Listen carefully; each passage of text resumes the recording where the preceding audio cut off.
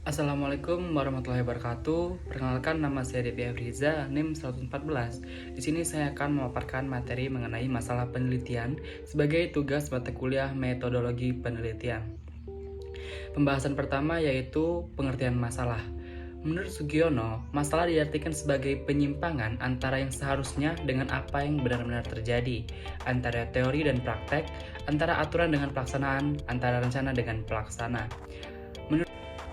Menurut Hudojo, masalah adalah pernyataan kepada seseorang di mana orang tersebut tidak mempunyai aturan atau hukum tertentu yang segera dapat digunakan untuk menemukan jawaban dari pernyataan tersebut. Sedangkan menurut Abdul Khalil, masalah adalah bagian dari kehidupan. Berikutnya sumber menemukan masalah. Pencarian masalah dapat dilakukan dari sumber-sumber masalah seperti textbook, laporan penelitian yang tidak dipublikasikan, terus seperti proceeding, tesis atau disertasi, jurnal, pengamatan sepintas atau fakta di lapangan, pengalaman pribadi, pertemuan ilmiah seperti seminar, diskusi, lokakarya, dan lain-lain. Selanjutnya bisa ditemukan di pernyataan pemegang otoritas, dan terakhir itu bisa di perasaan intuitif pribadi. Pembahasan berikutnya yaitu langkah menggali masalah. Yang pertama, amati terlebih dahulu fenomena bisnis atau data di lapangan, lalu research gap, teori gap, lalu langkah selanjutnya menemukan latar belakang masalah, sehingga hasil akhirnya menghasilkan rumusan masalah penelitian. Di sini gap penelitian adalah penelitian yang di dalamnya ditemukan inkonsistensi antara hasil penelitian dengan data-data yang ditemukan. Terjadinya gap penelitian disebabkan oleh banyak hal, salah satunya terjadi karena ada yang terlewatkan saat pengambilan data, sehingga terjadi hasil yang berbeda.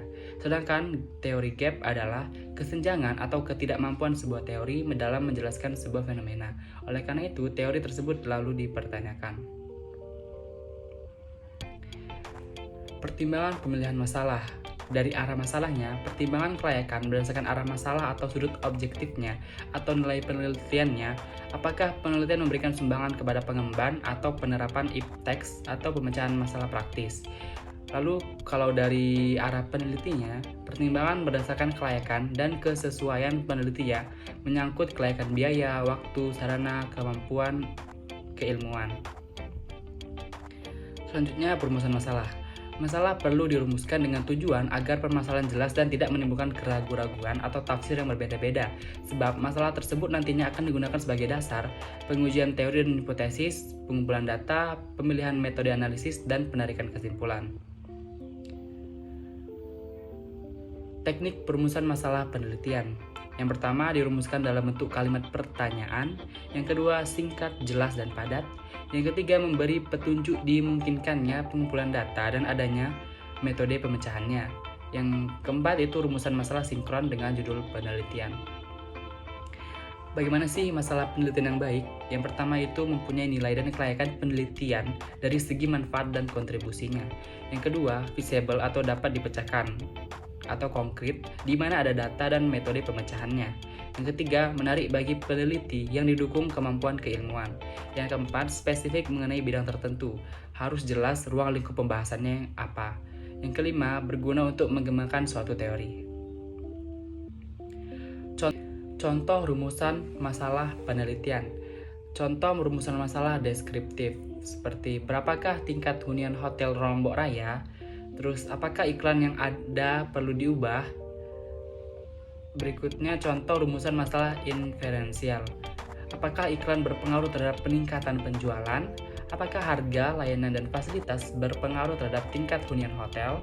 Apakah harga, layanan, dan lokasi berpengaruh terhadap keberhasilan supermarket? Selanjutnya, perumusan tujuan penelitian. Tujuan penelitian yang pertama itu untuk menjelaskan tujuan akhir yang akan dicapai oleh peneliti setelah penelitian selesai dilakukan. Yang kedua, untuk memberikan gambaran yang tegas tentang sasaran dan ruang lingkup penelitian. Berikutnya, teknik merumuskan tujuan penelitian. Yang pertama, harus singkat dan spesifik. Yang kedua, diarahkan untuk menjawab permasalahan yang telah dirumuskan. Perumusan masalah penelitian. Teknik merumuskan masalah penelitian disebutkan secara detail siapa saja yang mendapatkan manfaat dan apa yang diperoleh dari hasil penelitian. Manfaat dapat dikaitkan dengan orientasi penelitian, apakah mempunyai kontribusi pada pengembangan dan penerapan ipteks, pengembangan kelembagaan atau organisasi, atau untuk pemecahan masalah-masalah praktis atau menunjang pembangunan, dan lain sebagainya. Berikut manfaat penelitian. Untuk menjelaskan manfaat atau kontribusi yang akan diperoleh dari hasil penelitian dan siapa pihak yang akan mendapatkan manfaat tersebut, teknik merumuskan manfaat penelitian disebutkan secara detail siapa saja yang mendapatkan manfaat dan apa manfaat yang diperoleh dari hasil penelitian. Berikutnya, pemilihan tema, topik, dan judul penelitian. Tema penelitian diperlukan untuk mengarahkan ruang lingkup dan bidang yang telah akan dipelajari oleh peneliti berkaitan dengan bidang ilmu. Topik penelitian berkaitan dengan garis pembahasan, yaitu bersifat spesifik. Judul penelitian dimaksudkan untuk memperjelas dan mempertajam ruang lingkup dan bidang telah dari tema dan topik penelitian. Pemilihan tema, topik, dan judul penelitian. Tema penelitian diperlukan untuk mengarahkan ruang lingkup dan bidang telaah yang akan dipelajari oleh peneliti. Ini berkaitan dengan bidang ilmu. Sedangkan topik penelitian berkaitan dengan garis pembahasan atau bersifat spesifik. Lalu judul penelitian dimaksudkan untuk memperjelas dan mempertajam ruang lingkup dan bidang telaah dari tema dan topik penelitian. Dasar pemilihan tema dan topik penelitian. Yang pertama, ada kemampuan untuk melaksanakan, seperti keilmuan, sumber daya, dan fisik. Selanjutnya, data dapat diamati, termasuk tersedianya alat pengumpul data. Ketiga, berkaitan dengan kebutuhan masyarakat, berkaitan dengan pemecahan masalah-masalah praktis. Pertimbangan memilih judul. Yang pertama, tampak ruang lingkup dan metode pembahasannya. Yang kedua, tampak ruang lingkup objek penelitiannya, populasi atau sampel. Yang ketiga, berkaitan dengan tema dan topik penelitian. Yang keempat, mempertimbangkan masalah yang dihadapi. Yang kelima, mempertimbangkan bidang ilmu yang dipelajari dan dikuasai. Yang keenam, judul hendaknya yang sedang aktual. Judul hendaknya dibuat singkat, jelas, dan tidak perlu semua variabel dimasukkan dalam judul. Tidak berarti ganda atau dapat ditafsirkan lain. Pergunakan istilah yang sudah umum. Penggunaan bahasa baku tidak lebih dari 3 baris karena judul yang terlalu panjang dapat membingungkan. Seperti contoh di sini temanya mengenai perilaku konsumen, topiknya mengenai green marketing. Judulnya Kajian Perilaku Green Marketing Konsumen. Yang terakhir yaitu